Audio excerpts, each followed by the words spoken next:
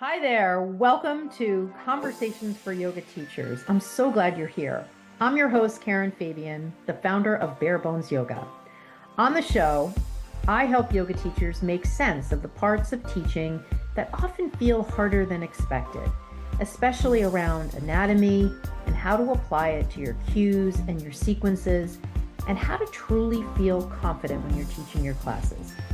Here, you'll learn easy, practical ways to understand anatomy using my step-by-step blueprint and how to apply it directly to your cues and sequences so teaching feels clearer and more grounded, so you feel present and more confident. We'll also talk honestly about the inner side of teaching, things like self-doubt, growth, and what actually helps you feel confident over time. You can find daily videos and additional support over on my Instagram and my TikTok channels. On both those platforms, I'm at Bare Bones Yoga. All right, let's get into today's episode. Hi there. Welcome to Conversations for Yoga Teachers. I'm your host, Karen Fabian, and this is episode 384. I'm recording this on December 22nd, 2025, and this will go live on December 29th, 2025, which officially makes it the last episode of this year. And as I mentioned last year, I recorded every single week this year, which is just crazy to think about with everything else going on and just all the different just content I produce and areas of focus that I love to share on. To me, it's just amazing that I've stayed consistent every single week. And I'm curious for you, think about something that you've stayed consistent with in your life for the entire year. And, I know for myself, there have been weeks that it's been tough to get to the mic and record an episode because of this, that, or the other thing. It's just that I got into a rhythm. And most importantly for me, I found a way to make it really easy to create these episodes week after week. And so I want you to think about that as it relates to your teaching. Think about something that you consistently did every week. And there's sort of two different schools of thought. There's the school of thought of I did something every week, I showed up every week, and it felt really easy. And then there's the other school of thought, which is I did something every week, but it took me a lot of time to do it, and it felt really hard and heavy. And the thing that comes to my mind the most when I think about yoga teaching, and you might be able to relate to this, is prepping for your classes. And if you found this year that every week you consistently prepped for your classes, and maybe even a small part of you was patting yourself on the back for showing up every week and doing it, but when you went into your class, you didn't get the results you wanted. You didn't feel confident. You didn't feel like you could remember the sequence. And further, if you look at how much time you spend every week prepping for your classes, maybe it's something that you'd like to change. I mean, I can tell you for sure, even though I love doing the podcast and I love connecting with yoga teachers who listen to the show. If it was hard for me to do, I wouldn't do it. I mean, first of all, there's a cost involved in my producing the show every week. There's not only the cost of my time, there's the cost of what I'm actually doing, thinking of episode content. And then there's a cost for me to pay my podcast producer to create it. And so if it wasn't the kind of thing that was easy for me to do, I wouldn't do it. But I feel like for too many yoga teachers, they just sort of accept that prepping for 3 hours every week or whatever number of hours it is just part of what they need to accept in order to teach. And that is just not true. You can change how you are approaching prepping for your classes so that it's easy, so that there actually really isn't a lot of prep. So that just came to my mind spontaneously as I was sharing with you about this particular episode.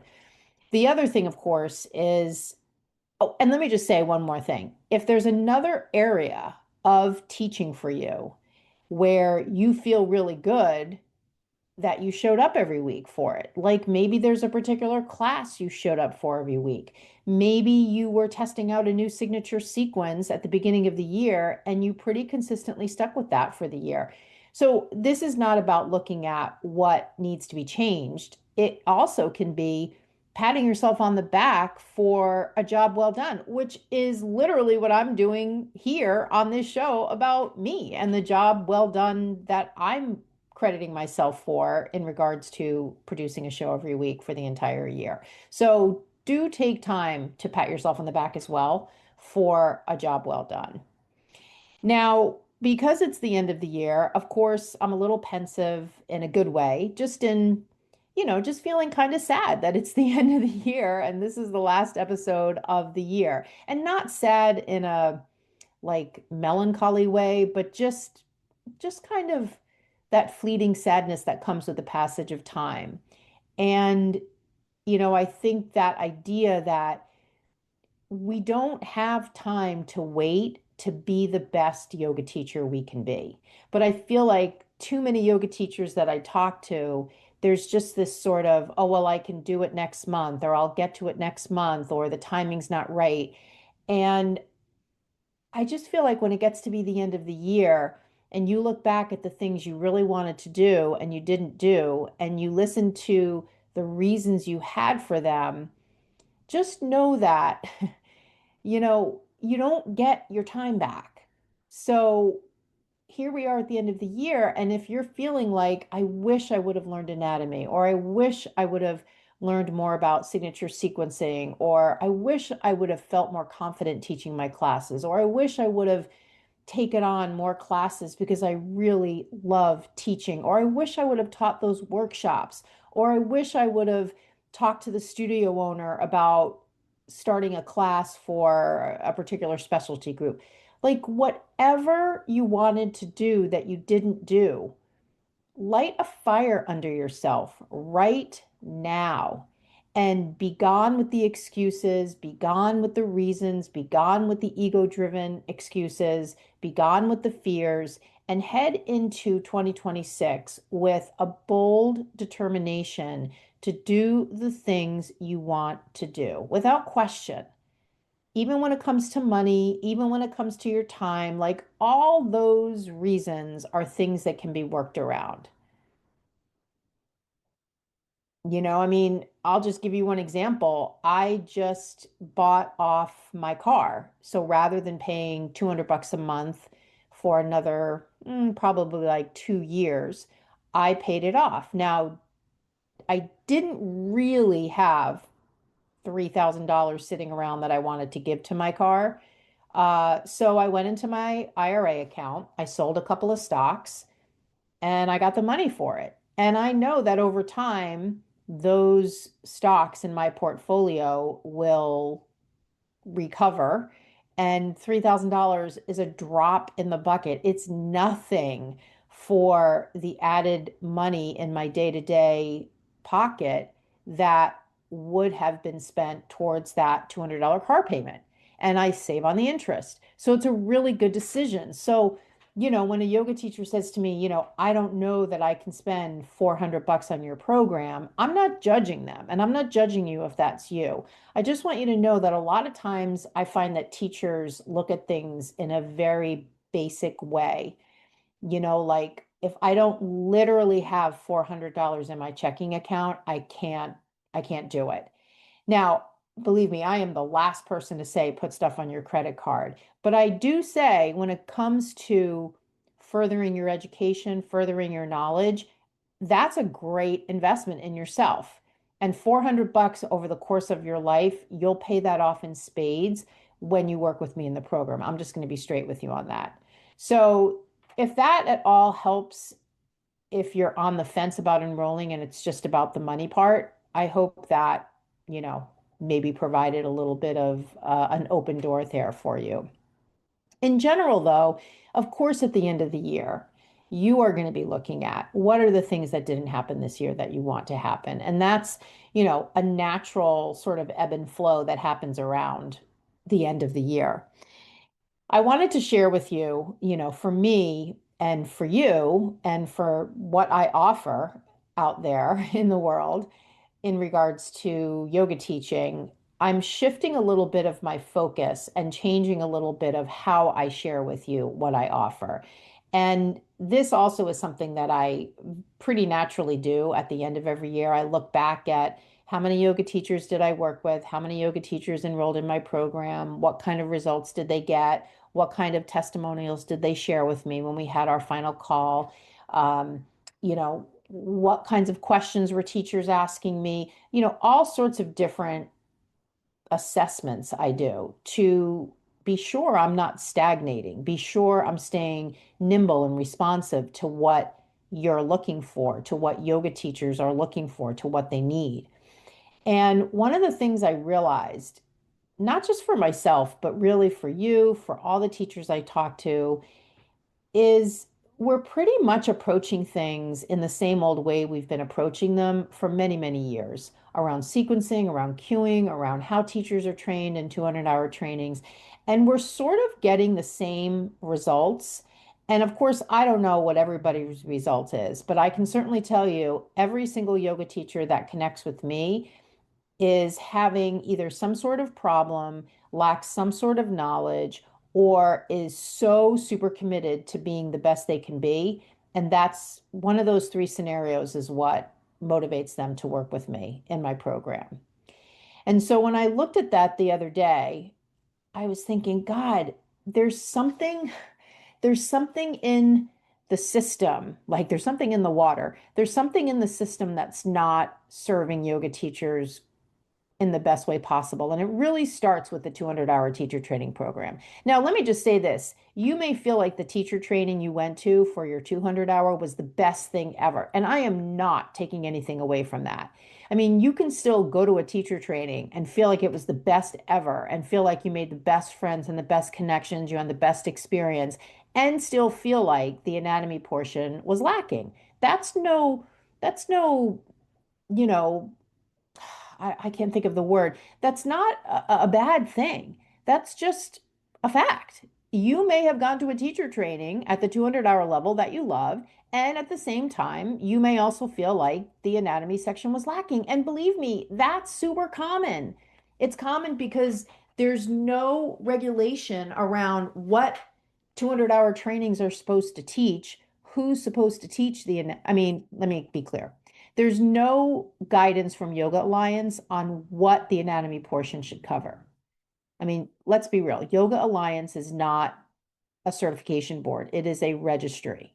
And so they can't dictate what any teacher training does. So there's no guidance from them as to what should be covered. All they say in their guidelines is you must cover 15 hours of anatomy. Maybe it's 20, 15 or 20 hours. But it doesn't say what. And it's in the what that is a problem for so many teachers. And it's also in the who's teaching it.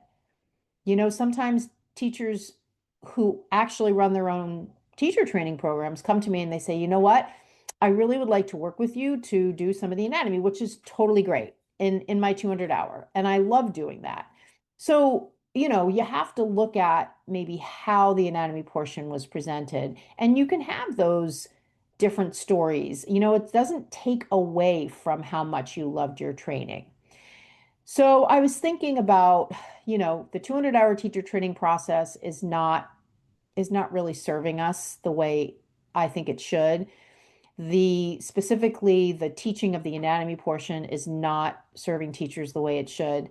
The way teachers are approaching sequencing is literally the same way they've approached sequencing for over 20 years. I've been teaching over 20 years. It's pretty much the same thing and not getting the results they want. It's not easy. It's not fun. It takes a lot of time to prep. And so I was thinking the other day, we need to redefine yoga teaching.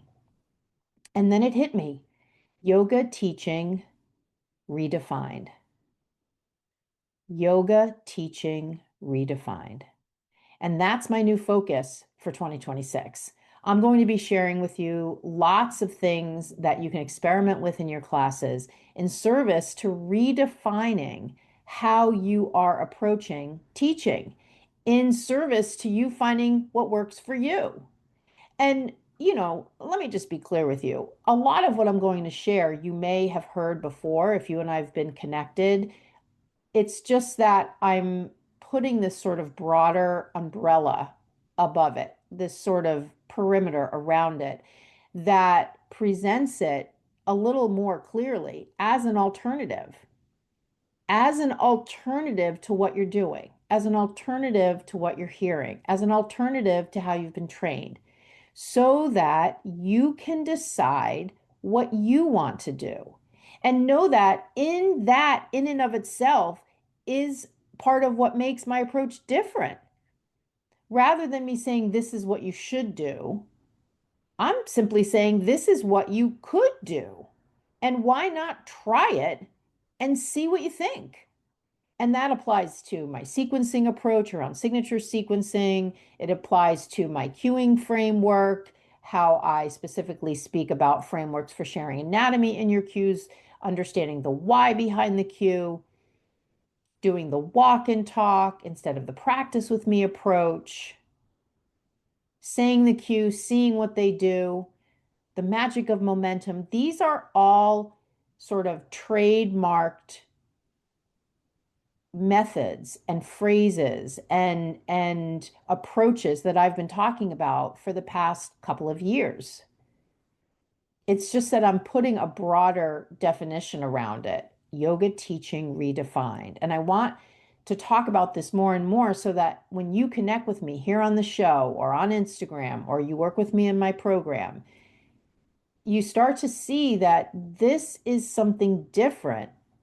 And in its different way of looking at things, it gives you more options, not less. And having more options is designed to help you feel more empowered rather than the traditional teacher training model, which is there's a teacher and there's a teacher trainee. And the teacher trainee believes what the teacher says and does what the teacher says. And that's not my model at all. So instead, I want you to imagine stepping into the room and teaching without notes, teaching by walking around, sharing cues where you really understand the why behind it, sharing cues where you understand the anatomy for the cue you're sharing rather than just saying the words. This is all part of my teaching method. So as we head into 2026, I have a really important question for you. How are you heading into 2026? And this dovetails nicely with what we just discussed. Are you heading into 2026 with the same approach that you went into 2025 with? Now, that may be great.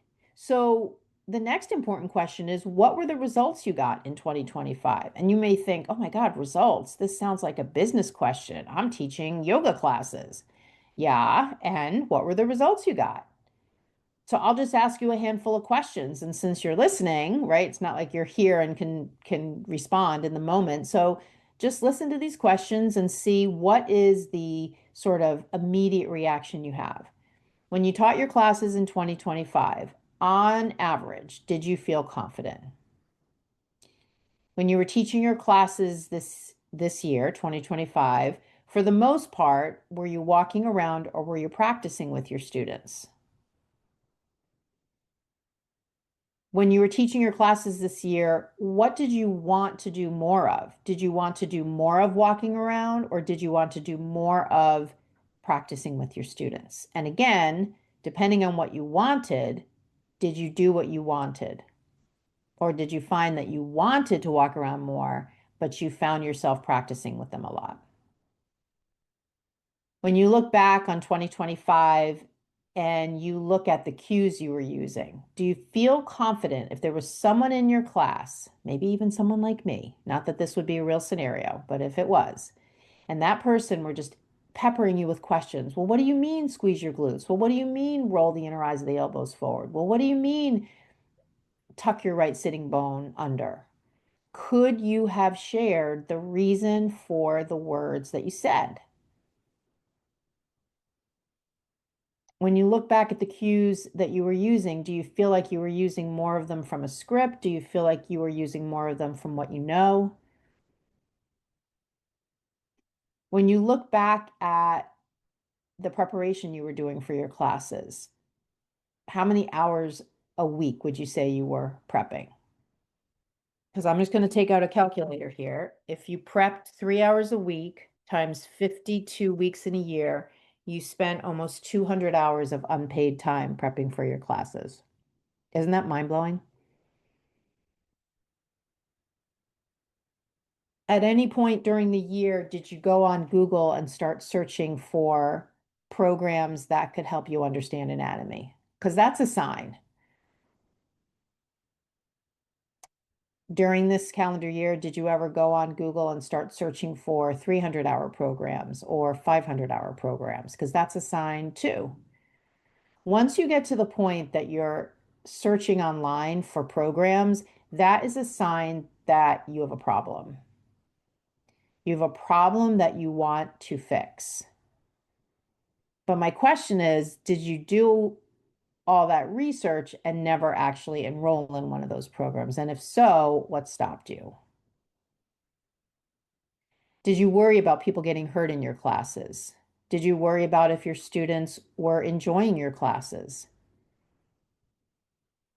Did you apply for any teaching jobs and get feedback that you weren't ready or you weren't a good fit? And how did that make you feel? Did you want to teach classes in some different locations, but you were afraid to apply? Did you want to start a social media page, but you were afraid people would judge you? Did you worry people were going to get hurt in your classes or wonder as you were watching them on the mat, why are they out of alignment? How can I help them? Did you buy a bunch of books on anatomy and try to figure it out on your own? And if yes, how did that work out? Did you complain a lot about how your classes were going with your significant other or friends? Did you go to bed at night stressed about the class you have the next day? Did you hear about subbing opportunities, but you didn't take them because you were worried about covering for another teacher who you perceive as popular?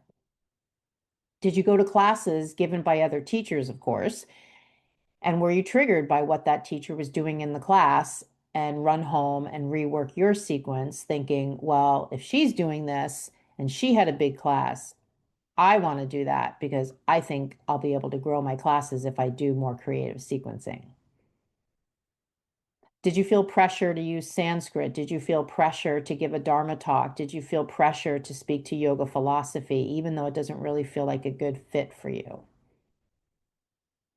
Did you feel pressure to cue to the breath, even though you're already scrambling to fit in all the cues that you want to say?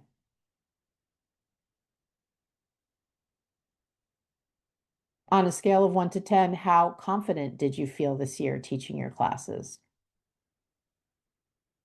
On a scale of 1 to 10, how qualified did you feel teaching your classes this year?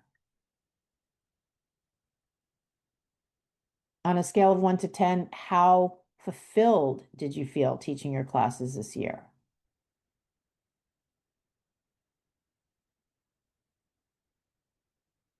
And this year, how much did you feel like teaching yoga is what you were meant to do? Maybe not full time, maybe in the way you're doing it now, maybe teaching one class a week, whatever the frequency is, just from a high level. Do you feel when you're teaching yoga that it is something that you were born to do? It's something that you want to do. It's something that you love doing. It's meant for you to do. So I want you to know I did not write down any notes for this episode. I just thought of all those questions for you off the top of my head, based on years of conversations with teachers, based on all the things I've heard from teachers this year about the problems they're having. So all those questions I would think would trigger a lot of response from you. And so my question now is, as we wrap up this episode, what is a good next step for you? Given what you just assessed of your own experience this year, what's a good next step for you? What do you want 2026 to look like for you when it comes to teaching yoga? And what do you need to help you get there? Okay, you got that? And then, given those two things, what is the next step you can take to make that happen? And I'm going to leave you with that as a question to ponder over the next couple days. I mean, if you're listening to this in the last week of December, it's perfect timing. This, though, will work any time of year. So whenever you're listening, it's fine. So I want to thank you for being a podcast listener to my show in 2025. If you listen to one or a handful or a whole bunch of episodes, whatever it is, I want to thank you so much. As we head into 2026, I'll be sharing more about how I can help you feel confident, go into your classes and teach by walking around, teach without notes, feel like it is 100% your dharma to be teaching yoga classes and helping people in this truly wonderful and unique way. You'll discover all sorts of different things about cueing and sequencing and how to seamlessly blend anatomy into your teaching so that you feel qualified, so that you feel expert, so that you can truly make a difference in people's lives. Thank you so much for listening, and I'll catch you in 2026 on the next episode of Conversations for Yoga Teachers. Namaste. Thanks so much for listening to today's episode. If anything we talked about resonated with you, especially around anatomy, cueing, or feeling more confident when you teach, I want you to know that you are not alone. A lot of teachers tell me these are definitely challenges for them. As a thank you for being a podcast listener, I'm offering you $50 off my 4-week Yoga Anatomy Accelerator program. It's a short, focused program designed to help yoga teachers learn anatomy in an easy step-by-step way and how to apply it directly to their teaching. To get the podcast listener discount, you can head over to my Instagram and just send me a DM with the words podcast offer. Thank you so much for being here, and I'll see you in the next episode.